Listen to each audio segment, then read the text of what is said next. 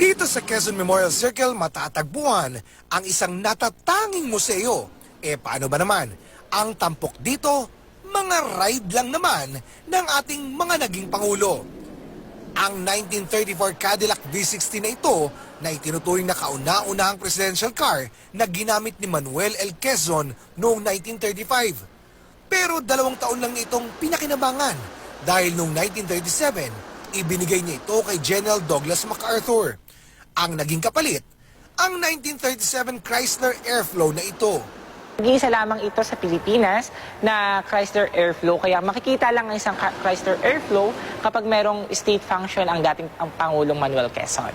Sa mga nakadisplay na presidential cars dito, marahil ang 1942 Packard Custom Super 8 limousine na ito naman daw ang masasabing pinaka-nasulit ng gusto.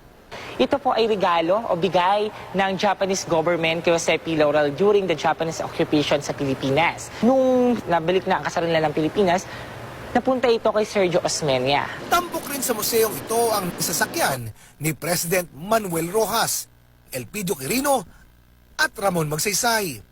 Ito naman ang limousine ni Pangulong Ferdinand Marcos. Masasabi po natin na ito yung first computer-generated na kotse. Malalaman po ni President Marcos at ng kanyang driver kung ilang oras yung magiging biyahe niyo. Si Pangulong Corazon Aquino naman ang unang gumamit ng Mercedes-Benz na siya rin daw kauna-unahang bulletproof na presidential car.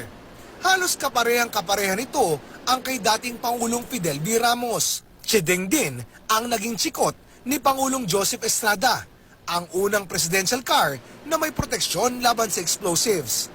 Ang kay Pangulong Arroyo naman, ilang bulletproof, bomb-proof pa umuno. Ito naman ang naging kotse ng kauna-unahang presidente ng Pilipinas na si Emilio Aguinaldo. Gayunman, tapos na ang termino niya nang makuha niya ito.